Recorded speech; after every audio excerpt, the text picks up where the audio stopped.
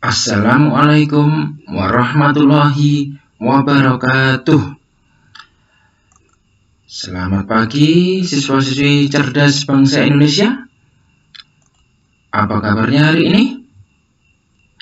Semoga kalian berada di dalam lindungan Tuhan Yang Maha Esa.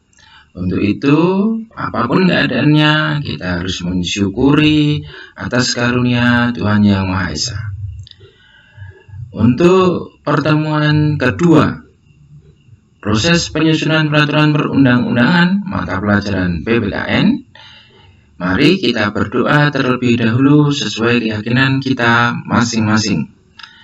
Berdoa dimulai.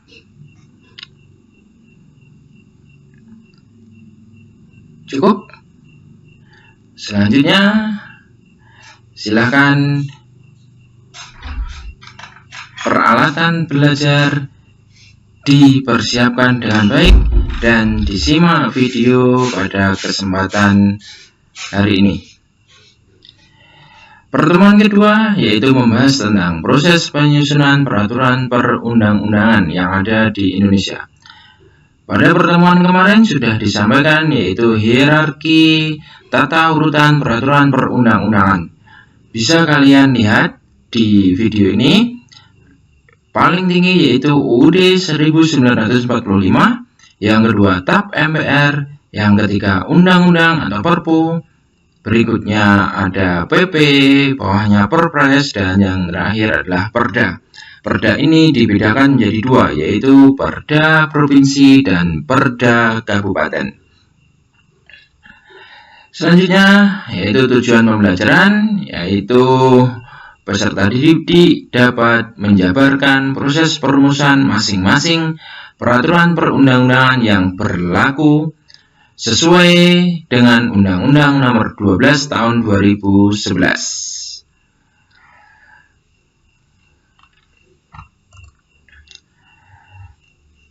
Yang pertama kita bahas adalah amandemen UUD NRI 1945. Kita tahu bersama bahwa Undang-Undang Dasar itu dibuat oleh BPUPKI dan ditetapkan oleh PPKI. Tetapi UUD bisa diamandemen, yaitu diubah dengan tujuan menyempurnakan Undang-Undang Dasar. Yang pertama, usul diajukan oleh sepertiga dari anggota MPR. Kemudian setelah itu sidang MPR tentang amandemen UUD dihadiri sekurang-kurangnya 2/3 anggota MPR dan keputusan untuk amandemen disetujui minimal atau sekurang-kurangnya 50% ditambah 1 anggota dari jumlah anggota DPR. Kemudian khusus mengenai bentuk negara kesatuan Republik Indonesia tidak dapat diubah. Jadi, yang berhak mengamandemen UUD adalah MPR. Kita bahas yang berikutnya.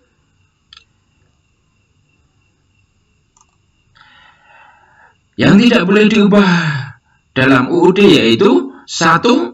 Tidak boleh mengubah pembukaan. 2. Tetap mempertahankan negara kesatuan Republik Indonesia. 3. Mempertegas sistem pemerintahan yaitu presidensial. Dan yang terakhir penjelasan UUD 1945 memuat hal-hal yang bersifat normatif akan dimasukkan ke dalam pasal-pasal.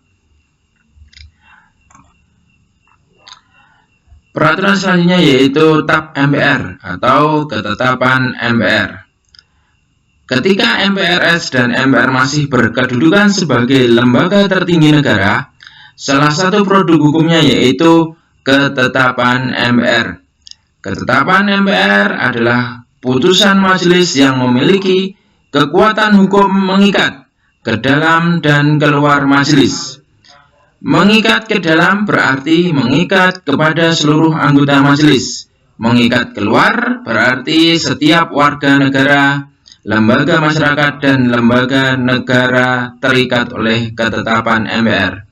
Untuk saat ini, TAP MPR sudah tidak ada, atau dalam artian MPR tidak membuat lagi ketetapan MPR. Karena posisi sekarang tidak ada lembaga tertinggi di negara Indonesia. Berikutnya, proses penyusunan undang-undang. Undang-undang dapat diusulkan oleh Presiden, DPD, DPR. Kemudian setelah usul itu disampaikan dalam bentuk rancangan undang-undang, dibahas di dalam sidang DPR bersama Presiden. Setelah dibahas, apabila disetujui, maka kemudian ditandatangani oleh Presiden, dan yang terakhir undang-undang tersebut disahkan dan sah menjadi undang-undang.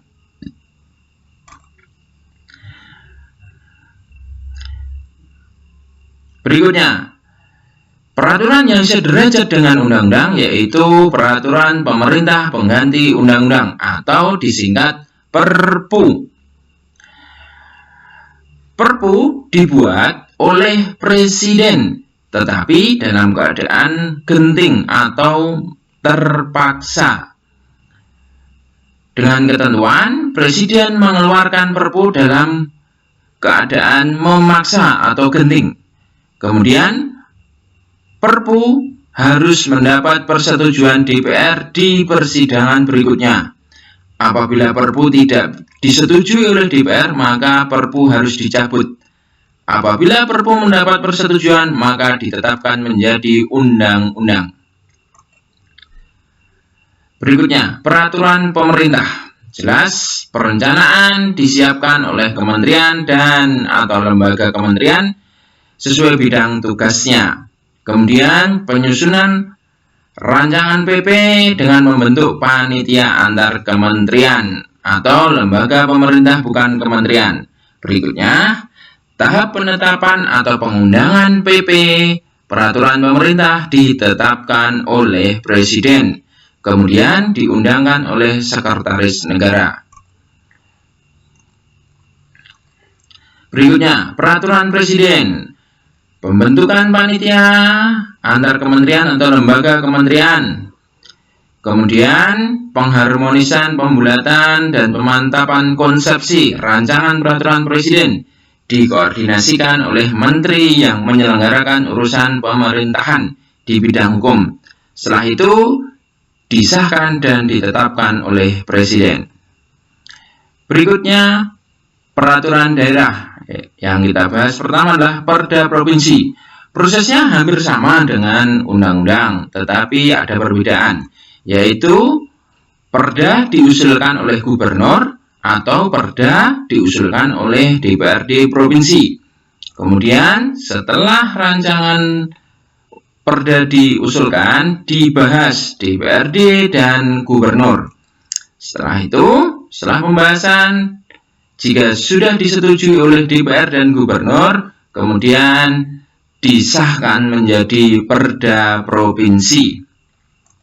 Begitu pula dengan Perda Kabupaten atau Kota, cuma pengusulnya berbeda. Kalau Raperda Kabupaten atau Kota diusulkan oleh Bupati atau Wali Kota, ataupun Raperda diusulkan oleh DPRD Kabupaten.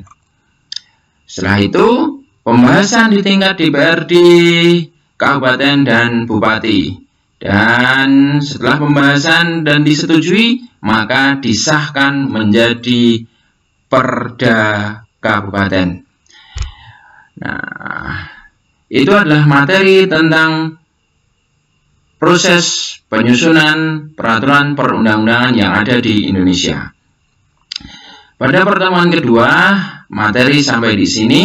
Dan apabila peserta didik atau siswa-siswi semuanya ada yang belum jelas, dapat komentar di kolom komentar kelas yang ada di Google Classroom. Untuk itu, materi kita cukupkan. Apabila banyak yang saya sampaikan kurang dimengerti, mohon maaf, dan nantinya bisa disambung di pertemuan ketiga. Saya akhiri. Assalamualaikum warahmatullahi wabarakatuh.